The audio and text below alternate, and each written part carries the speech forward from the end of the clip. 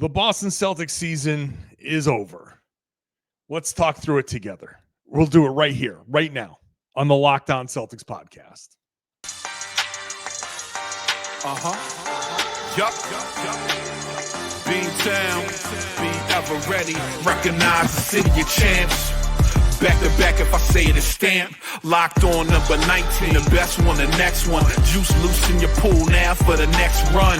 It's the C's, who else could it be? What they gon' say now? Screaming like JT, Karalis, recap the madness. Every game, every practice. Best daily pod, no cap like Brad Beckett. Clutch like Jrue to KP, tap in daily. Primetime dapping D White on the sideline. Raining Jays, how it started, raising banners, how we finished. Locked on Celtics pod, home of the winners. Hey there, welcome back to the Locked On Celtics podcast, right here on the Locked On Podcast Network, where it's your team every day.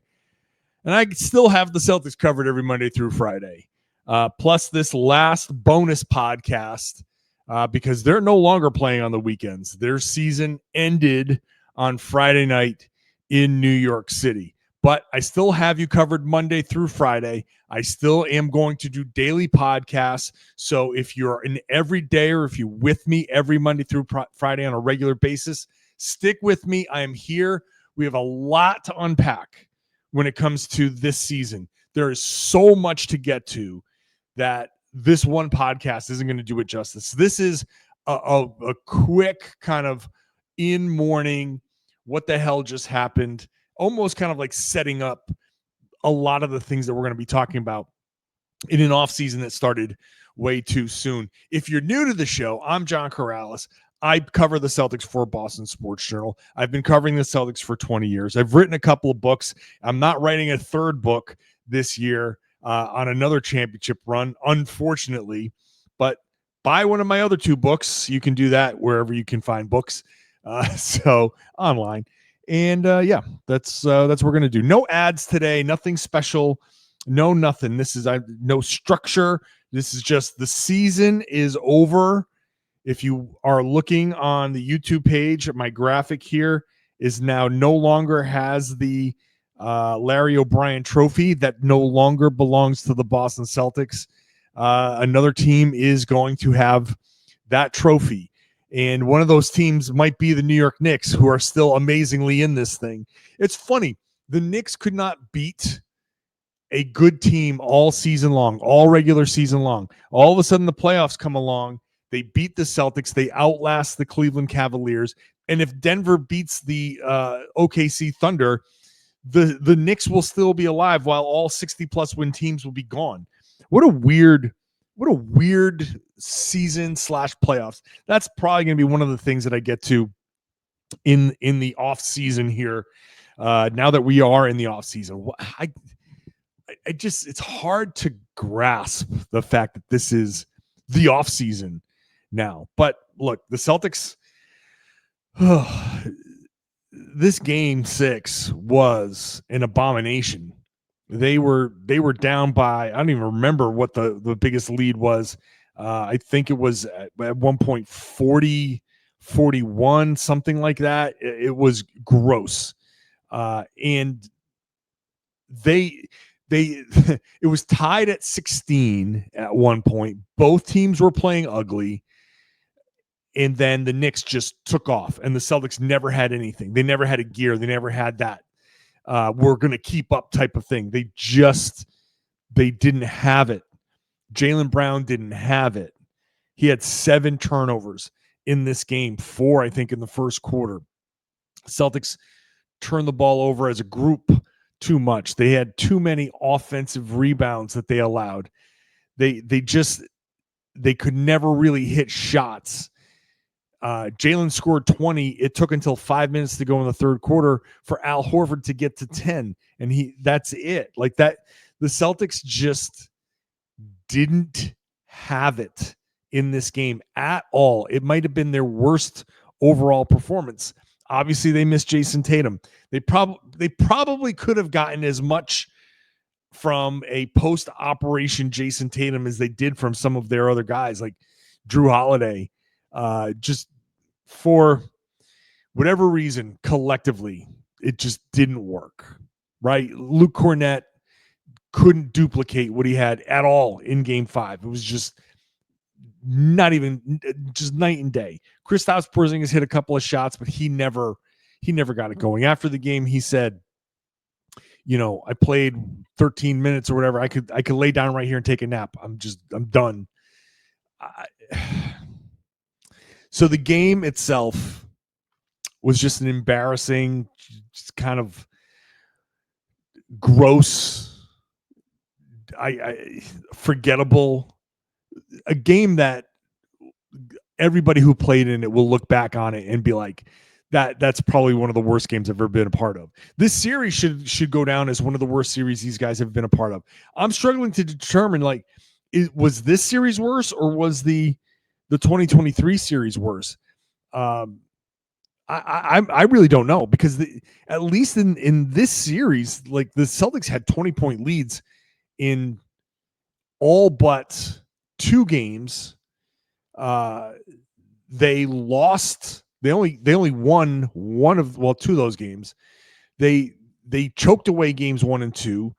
They lost game 4 after having a 14-point lead in the third quarter and couldn't stop the Knicks, couldn't cut their water off.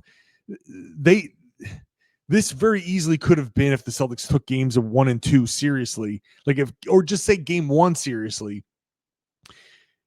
If they didn't think, like, I just swear, like, they got up 20 and they thought, okay, these are the Knicks. We're just going to roast them. We're going to just hit a few, haymaker threes and be done with it.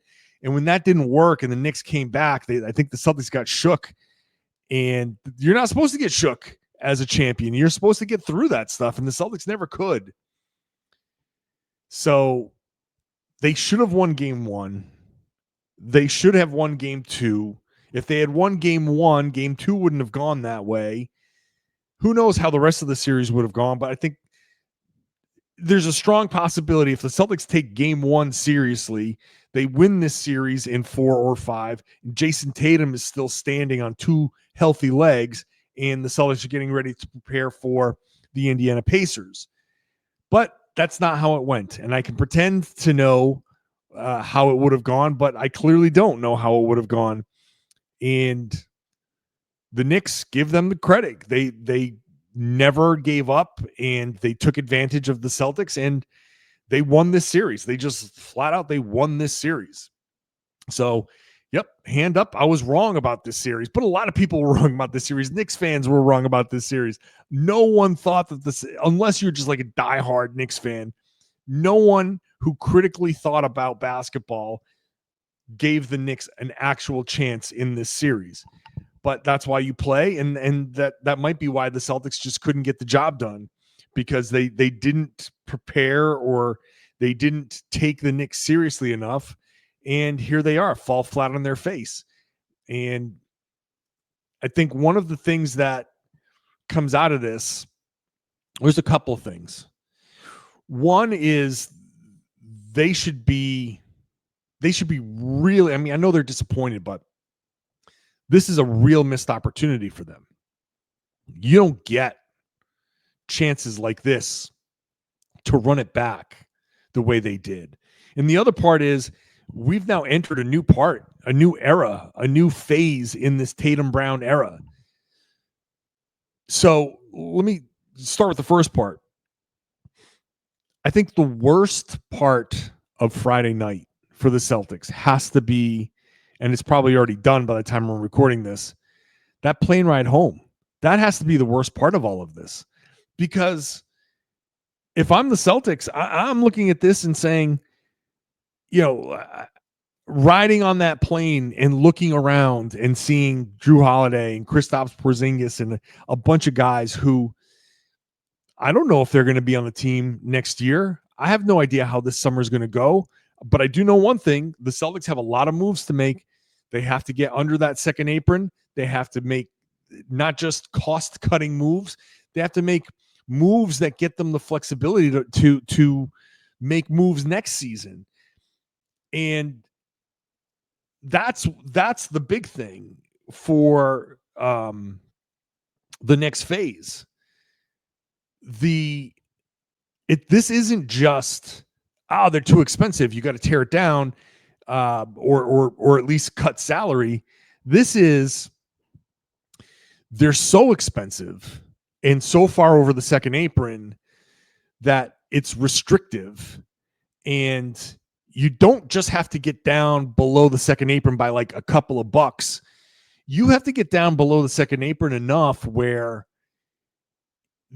whatever moves you make, however you retool this team for next season and beyond, you have to be able in the middle of next season to make a subsequent trade to tinker with how things are working. And not only that, you've got next season where Jayson Tatum's going to miss at least some significant portion of it, if not all of it.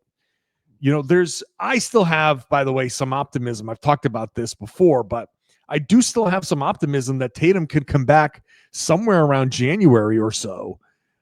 He's 27 years old.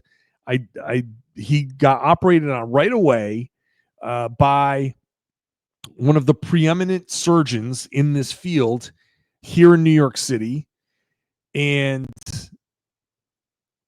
I believe they used the technique, the speed bridge technique, which is an innovative new kind of way to repair Achilles ruptures that shortens the duration. And I'm not saying this in an effort to rush him back.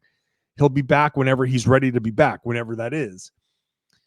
But this technique is different, less invasive. It just uses a different technique that allows for things to move along more quickly. And I think a 27-year-old in perfect health with this technique done before any scar tissue can build and anything that you just go in right away and fix it from like the best in the business, like all of those things line up for Jayson Tatum to potentially come back at some point next season. So you have to be prepared for him coming back or not coming back.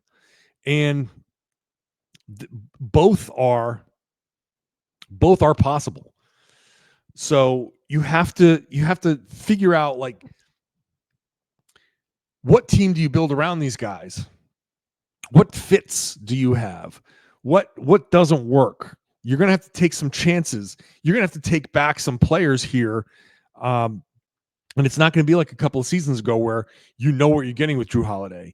And you know that when you're getting Kristaps Porzingis, you're getting a specific kind of player, regardless of his availability and whatnot. You know kind of what you're getting.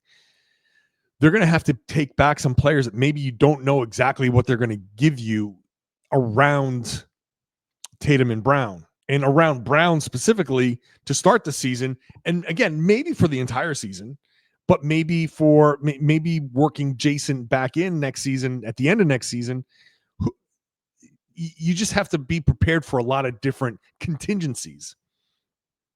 So that's the next phase of what's happening here. And you have to get far enough below the second apron where you can start making trades that are the salary matching isn't quite, as restrictive as you are over the second apron. You have to be able to take back multiple players. You have to be able to aggregate players. You have to do a lot of these things like a normal team can do. So that makes this summer a very difficult summer for Brad Stevens. This is going to be a very unique, interesting, maybe the wildest summer, or at least the most interesting summer maybe ever for the Celtics. This is going to be what Brad Stevens is about to do is very significant. And I'm learning a lot of this as it's going to happen, because nobody has ever seen the second apron effect yet. This is the first summer of second apron teams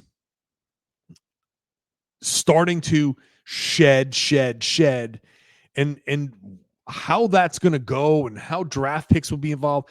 All of that stuff, we're all going to be learning that kind of in real time.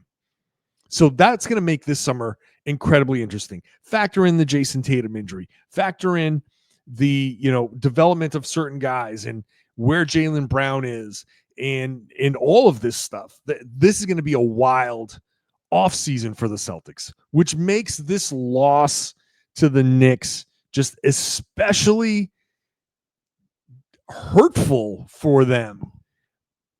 You know, like I said, if I'm on that team playing and I look around, I look at Jrue Holiday, I'm like, damn, this guy, this is it. This is going to be the last time that we're on a team playing together. Porzingis, you know, Jaylen Brown normally sits next to Porzingis on the team plane. That could be their last team plane ride. Who knows? What's Al Horford's plan? What's everybody's plan? Who knows? So I think this is a missed opportunity. Now, after Jayson's injury, it made the whole thing a lot harder for the Celtics. I don't know what they would have been able to do. Let's assume if they had gotten past New York, what would they have been able to do against the Pacers? Who knows? Who knows? So I still think, looking like games 1 and 2, those were such choke jobs that this is going to be a loss that, for a championship team to lose those games in that spot, to finish that way, it's hard to accept. At least in 2023, that was pre-championship. And you say, okay, these guys still don't know how to win yet. But all season long, all we heard was, we know what it takes to win. But you didn't win. Repeating is hard. And even though I expected them to repeat, or at least get to the finals,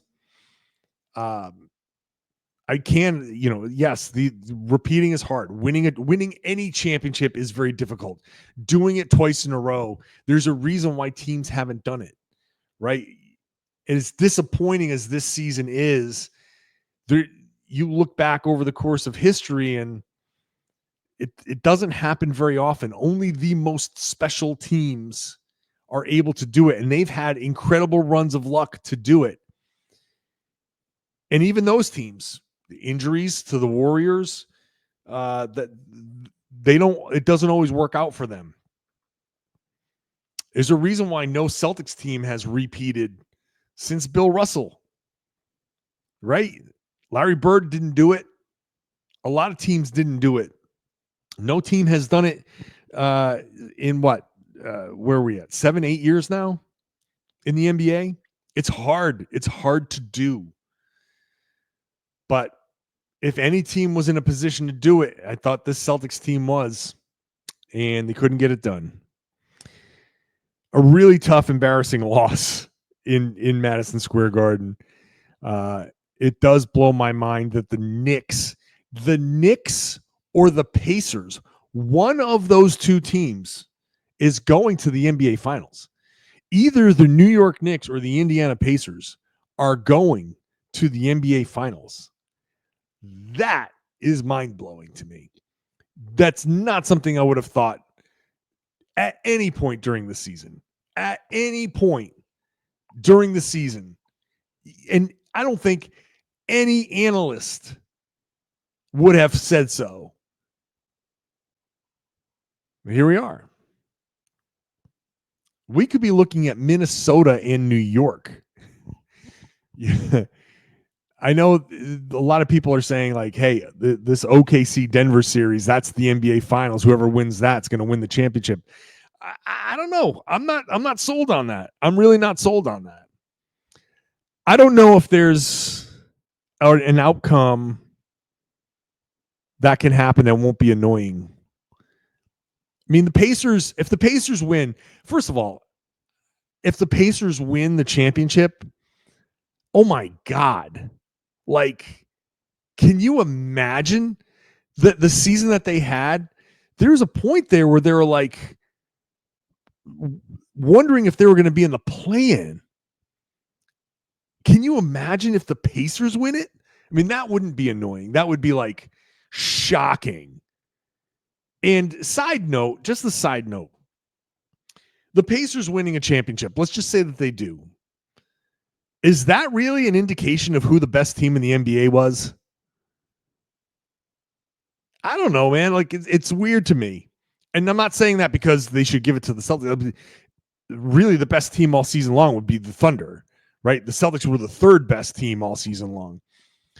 But it's just wild to me that we could be in a position where the regular season told us something. And I've said this before. This is going to be my whole offseason rant. It's just an ongoing rant. The regular season told us something, and the playoffs are like, nope. Like, the regular season lied to us. 3 teams hit 60-plus wins, and there's a strong possibility here that none of those teams will even be in the conference finals. How does that make sense? So, but if the Knicks win, oh my God, heaven help me if the Knicks win the championship. Denver wouldn't be like Denver winning wouldn't be so annoying, I guess. But Minnesota would be, because all the Anthony Edwards talk would be off the charts. But regardless, I'm rambling at this point, distracted from the main point of the season is over. Like I said, this is going to be still a Monday through Friday podcast. There's a ton to talk about. There's a ton. We have to talk about the individual players. What's going to happen with the guys who could move?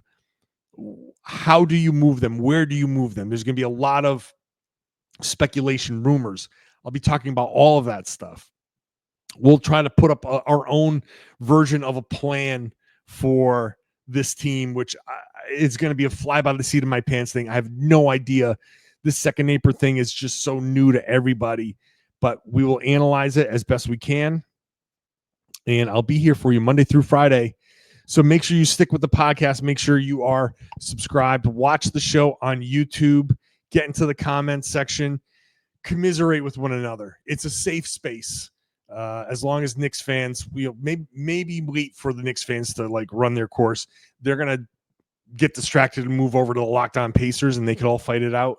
But hop into the comment section anyway, and then share the podcast. Tell everybody they should be listening to and watching the Locked On Celtics podcast here on the Locked On Podcast Network. It's your team every day.